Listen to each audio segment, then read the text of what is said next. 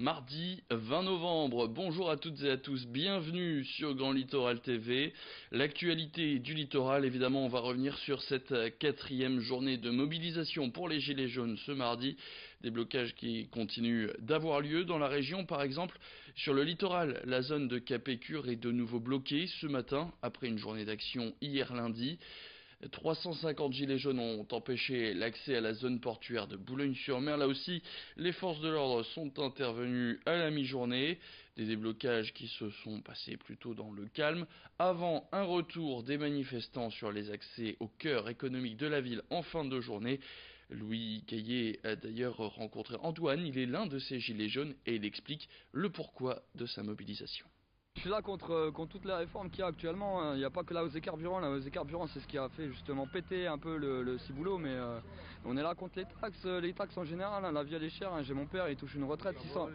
Il y a tout ça. La vie au quotidien. Aujourd'hui, il y a beaucoup de Français. J'ai eu des témoignages. Je suis administrateur de la page Facebook. Administrateur, je ne suis pas organisateur, rien du tout. Je suis administrateur de la page Facebook Hauts-de-France avec 20 000 personnes aujourd'hui actuellement. Je vais vous dire, on se bat aujourd'hui, c'est pour tout le monde. Les réformes de retraite, moi j'ai mon père, il touche 600 € de retraite avec la hausse de la CSG, il va toucher de moins en moins. Vous pensez que c'est normal? Vous pensez qu'on peut vivre aujourd'hui avec 600 €? Aujourd'hui mardi, c'est aussi la journée internationale des droits de l'enfant, l'occasion pour nous de revenir sur un combat mené par une association nordiste, J'aime mes deux parents. Elle vient en aide aux parents victimes d'exclusion parentale. Son président François Schäfer subit d'ailleurs cette situation. Sa fille et son ex-compagne vivent aujourd'hui en Islande. Il n'a aucune nouvelle de sa famille.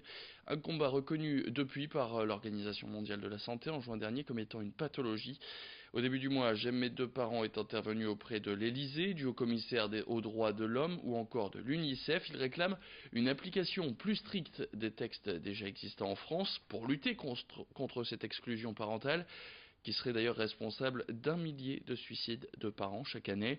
Alors pour célébrer la journée internationale des droits de l'enfant, les militants vont tracter toute la semaine sur des marchés de la région. Marc Ossaï a rencontré François Schäfer, on l'écoute. Entre le 17 novembre et le 24 novembre, donc nous faisons le tour d'un certain nombre de marchés. Il y a eu Hélène et Marc-en-Barœul, il va y avoir Lille, et ensuite de ça, on va se déporter sur Douai, sur Arras, donc pour sensibiliser les gens. Et quand on rencontre les gens justement sur les marchés, la réaction elle est unanime. On connaît quelqu'un qui voit plus ses enfants, on a un collègue de travail, on a un oncle, une tante, on a des amis, on a ceci.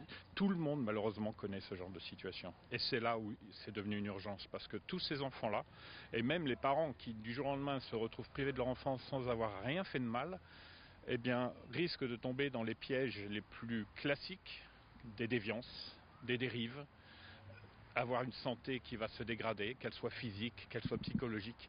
Et aujourd'hui, on se rend compte, ça ce sont des chiffres malheureusement qui font froid dans le dos, plus d'1 millier de parents se suicident tous les ans parce qu'ils ne voient plus leurs enfants. Tous ces problèmes-là, il faut absolument qu'on en prenne conscience et que les pouvoirs publics et l'État légifèrent sur ces situations. Non seulement légifèrent, mais appliquent aussi déjà les textes existants. Et puis le grand angle de la rédaction, un gros mot des fêtes, ce sera peut-être un des produits stars sur les tables. La coquille Saint-Jacques est pêchée depuis le 1er octobre. C'est un produit pêché dans la région, par exemple à Boulogne-sur-Mer, une quinzaine de bateaux composent la flotte et notre reporter Louis Caillé a pu monter sur le plus grand d'entre eux, le Charles de Foucault. Lundi matin, 4 heures. Au bassin Loubet à Boulogne-sur-Mer, l'équipage du coquilier le Charles de Foucault arrive. Quelques instants plus tard, c'est dans l'obscurité la plus totale que le bateau se dirige vers une zone de pêche à 1h30 du port. Le temps de s'y rendre, une partie de l'équipage s'endort avant de démarrer une très longue journée. C'est une zone qu'on a travaillée en tout début de saison, qui était assez riche on va dire. Donc on va redémarrer là, on va essayer là pour commencer. Les marées ont changé, il y a moins de courant, donc on va essayer là-bas. Arrivé sur site, c'est le moment pour Luc Ramé de mettre à l'eau les 16 filets métalliques, des dragues, en espérant remonter un maximum de coquilles Saint-Jacques. On a ralenti pour mettre les dragues dehors, là j'accélère. Le temps que les dragues ils se mettent bien en place à la surface de l'eau, puis on va filer les câbles. On va essayer de le traîner 1h30. Après on traînera moins, après ça sera 1 heure à peine. Là c'est parti là. Allez, on va larguer là-bas.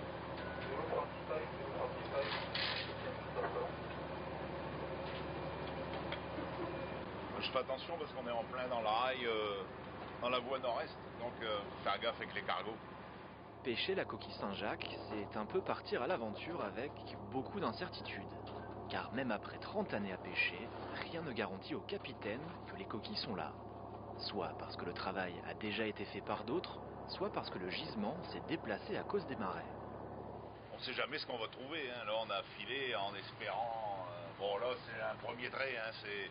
On file jamais vraiment à l'endroit pile poil où on voudrait être, on file toujours un peu avant pour essayer, on tâte le terrain, quoi. On ne veut pas toujours se diriger sur les collègues. Donc là il y a les collègues qui sont plus sur voie, mais bon on va pas filer avec eux, on va filer avant. Puis on va aller les chercher tout en tirant nos engins de pêche, quoi. Mais il n'y a rien qui nous certifie qu'on va trouver de la coquille, hein. Il peut ne rien y avoir, on espère trouver quelque chose, c'est pour ça qu'il faut essayer.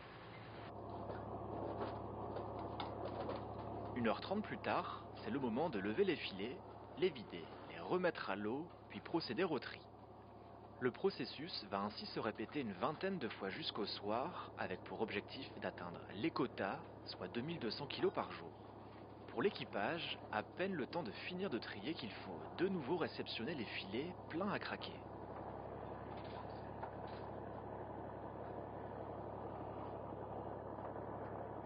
Pendant notre reportage, le Charles de Foucault a traîné ses filets exclusivement dans les eaux françaises.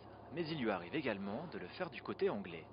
En cas de Brexit dur, les Britanniques pourraient interdire aux bateaux étrangers d'accéder à ces eaux, ce qui ne rassure pas les pêcheurs. Ah bah oui, on a des craintes, parce que aussi bien pour nous que pour les chalutiers, hein, le poisson, on est dans des zones de migration. Le poisson, il y a des années où on le pêche plus, c'est comme pour la coquille, il y a des années où on le pêche plus du bord anglais. Et de ce fait-là, bah, si on ne peut plus accéder aux eaux britanniques, forcément que ça fait peur aux pêcheurs, c'est normal, hein. Après 18 heures en mer, retour au port de Boulogne pour décharger et stocker les 60 caisses de coquilles qui seront vendues à la criée au petit matin. De notre côté, c'est l'heure de rentrer et d'aller se coucher après 24 heures à rester éveillé. Il est 2 heures du matin et l'équipage, lui, repart pour une journée de pêche. Et c'est la fin de cette édition, merci à tous de l'avoir suivi. Tout de suite sur Grand Littoral TV, la météo.